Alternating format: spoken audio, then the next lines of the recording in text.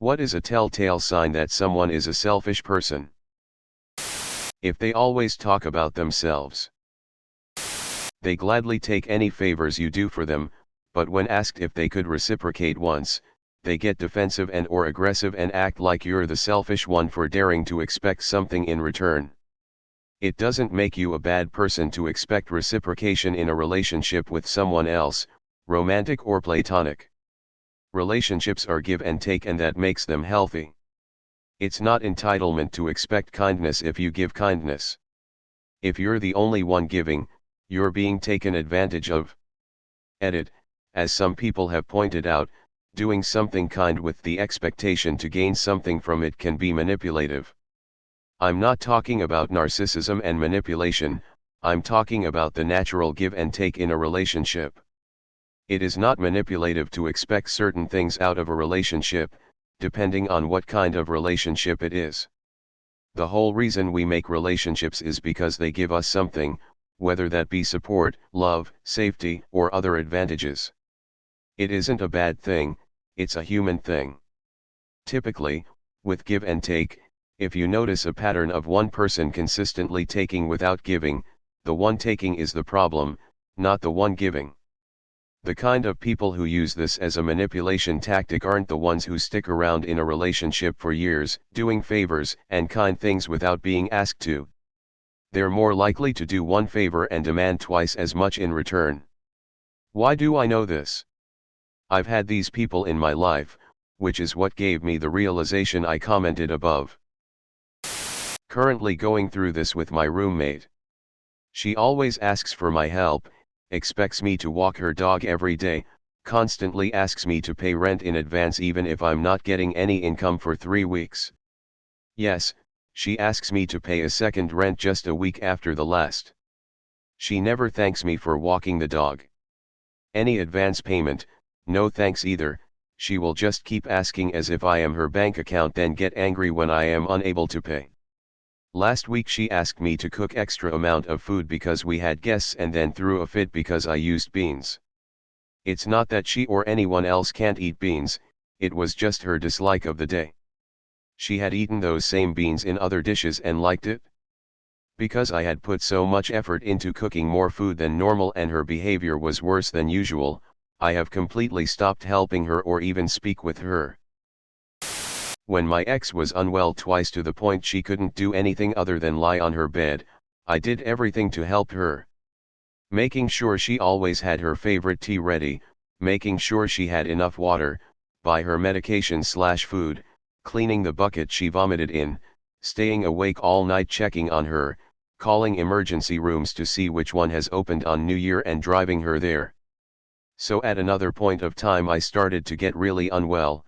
She told me how much she cared about me, but she already had plans that night to go to a bar with her friend, and that her friend needs to travel an hour to get there, so she couldn't cancel on her, which I understood and I didn't want to be a burden. Since then she didn't show any concern. She called me in the middle of the night at 3 a.m. drunk, slurring, talking about the night, not asking me once how I was. The next day she asked me once how I felt and nothing else. I told her that I felt really unwell and lonely, so she offered me to visit her, but more in a "you can come if you want but I don't really care" rather than "I want to see you and to take care of you." I asked her multiple times if she was sure because it didn't seem like I was welcome, to which she said it was totally fine and I was welcome to come. When I arrived at hers she seemed distant and didn't really talk, so we watched a movie without talking. She was lying on the sofa while I was sitting on it. At some point I started to get chills, and when I mentioned that to her she just pointed to the blanket behind the sofa. Not once did I feel like she cared about my well-being in that moment. I felt like I was a nuisance, not welcome. After watching the movies we went to bed, also there she was distant. I felt so uncomfortable and unwelcome, I started to pack my stuff and wanted to go home, and only then she suddenly cared and wanted me to be there and wanted to cuddle. She also basically scolded me for causing issues that night over nothing when she really wanted me to visit her and I was just trying to read between the lines to find a reason to be upset with her. Days later she started getting the same symptoms and told me she regret having me at hers, and that she didn't really want me to visit her so that I couldn't infect her, but she only offered me to visit her because I felt lonely and she didn't want to feel guilty. That just really hurt considering how much I have done for her, and then I get to hear that from her. To add on that, they always think that whatever little things they did for you are huge sacrifices and they coast on that forever. But no matter how much you did for them, it is just basic stuff you are supposed to do anyway. Also, their boundaries are sacred, but your boundaries are not that important if you love them. The hypocrisy, the double standard just destroy you. This is my ex-wife so much. Did plenty for her, would do anything she wanted to do even if I wasn't thrilled about it, but when it came time for something I wanted, we never seemed to have time for it. I eventually got to the point where I wouldn't even try to mention anything I wanted or liked. I put plenty of thought into gifts for her, but if I even got something, it had no thought put into it. Basically got to the point I felt selfish for even wanting anything. Took me a while to accept that I wasn't the problem or the selfish one. Eventually I realized it through help from my therapist that it was straight mental abuse. Relationships take compromise. This has become a fundamental criteria for my friends. If this is violated, we're not friends anymore. I'm generous about it, not like I'm writing off people if they're too busy to lend a hand once. But if it's a pattern of behavior, I will either convert the relationship into a transactional relationship, where every action needs immediate and obvious consideration, e.g., can you help me with X? That will cost you Y. Where Y can be anything from a pack of beer, to literally money, or, more likely, I'll simply stop helping them and giving them my time, effort, and favors. If they ask, the answer is no. This allows for someone with bad behaviors to reconcile later, which is super easy, just be my friend. Invite me out to just catch up with no ulterior motive, during which time, don't ask, or compel me to do you any favors. When you see the opportunity to assist, do so with eagerness and a smile, asking for nothing in return. This will help repay all the favors I did for you. When the scales are more balanced, you can then proceed with asking for help. Most of the people I blacklisted were the kind that created drama because I said no to helping them, who always had an ulterior motive for contacting me, who always asked and received, but never offered and delivered. I have a very small, very loyal, very reliable friend group. I don't have any need to change that.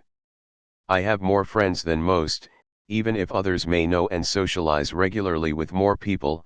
Are they really your friend if you can't ask them for help when you need it, and have them actually deliver on it? Obviously the considerations here go far deeper than I can explain in a Reddit post, but this is a gist. Since I integrated this as a requirement on all my friends, I've been a lot happier. I've lost some people in the process, okay, a lot of people, but they're not really worth knowing imo. Do you happen to have advice you can offer someone who never asks any favors out of fear of them wanting a return favor you can't or don't want to provide?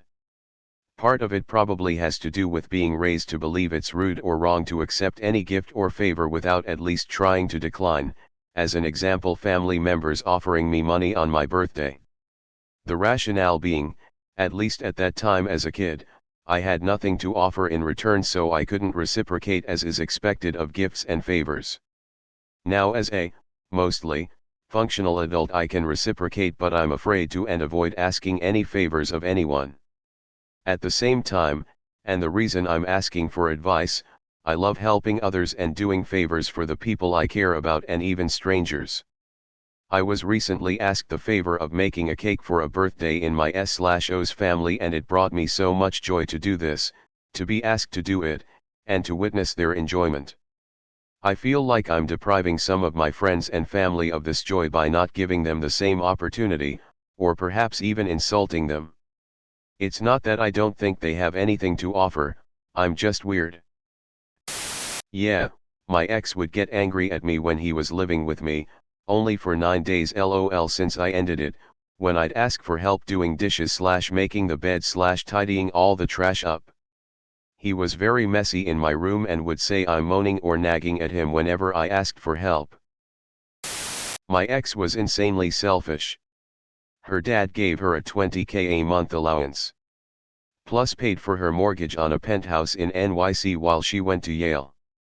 He paid her car plus insurance. She had zero need for cash. All bills are paid.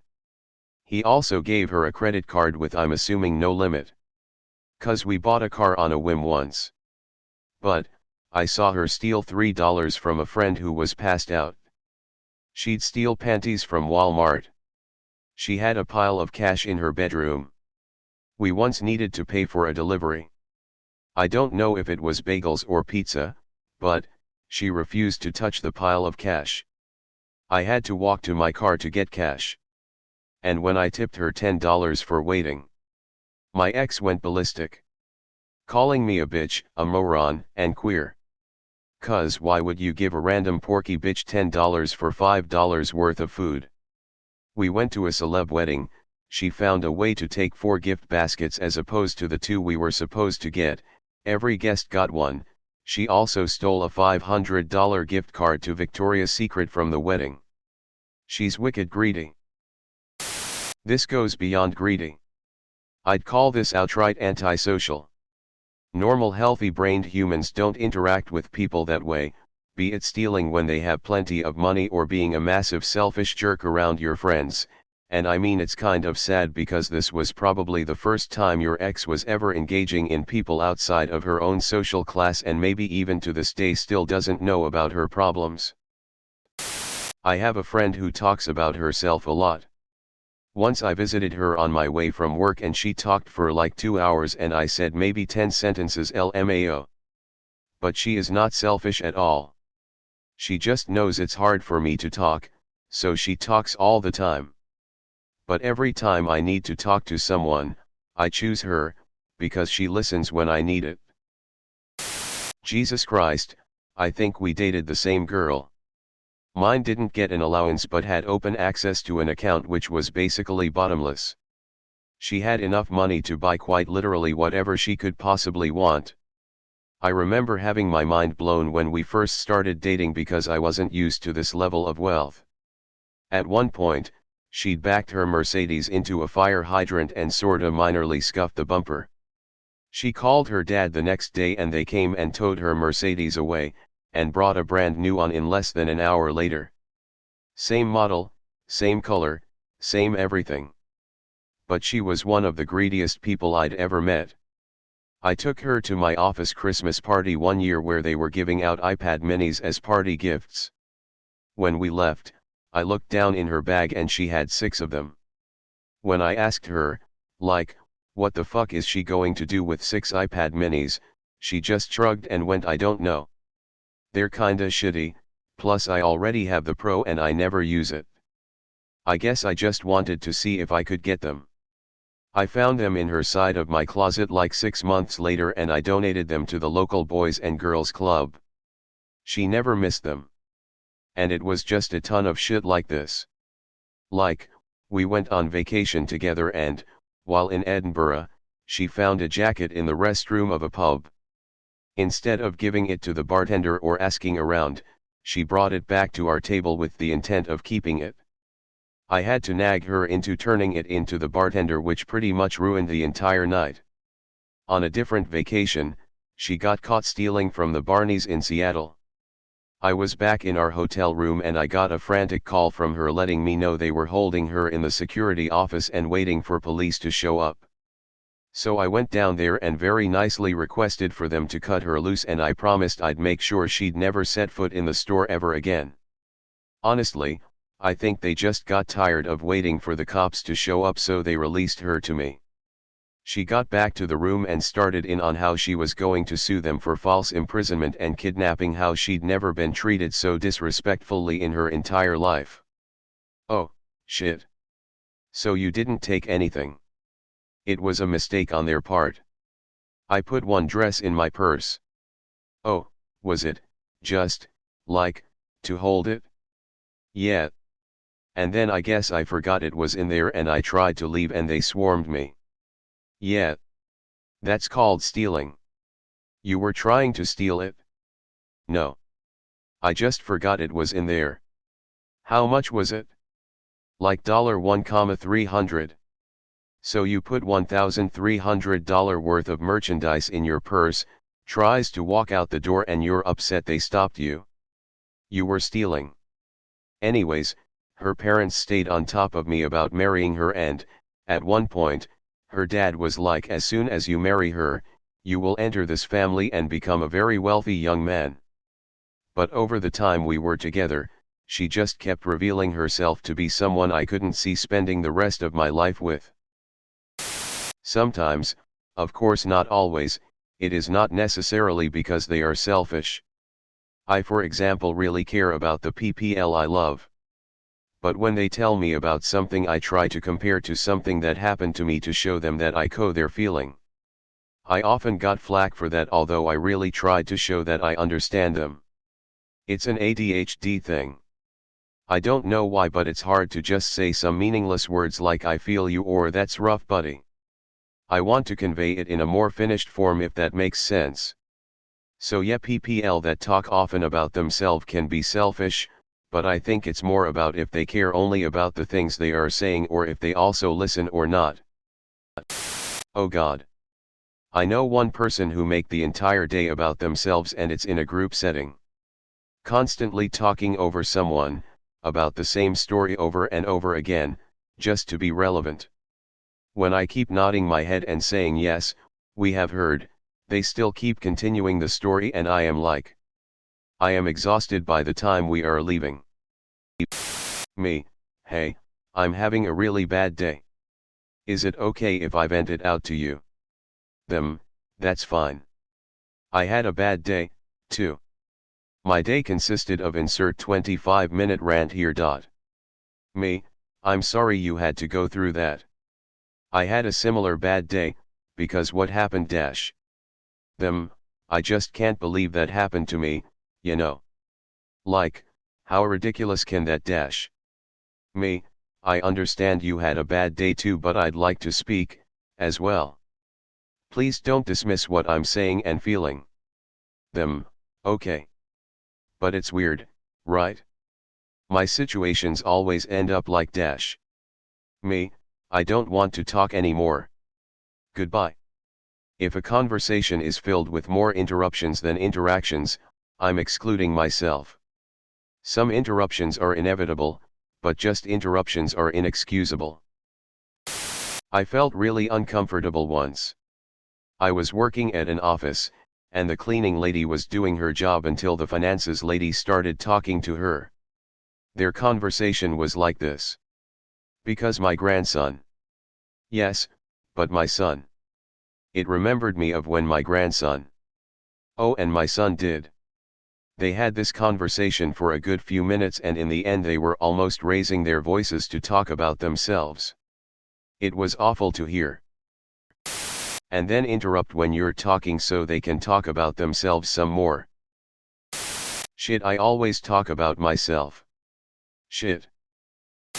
Creating or opening Reddit threads on selfishness to find out if it's really them that's the problem or if Marissa's actually totally full of shit.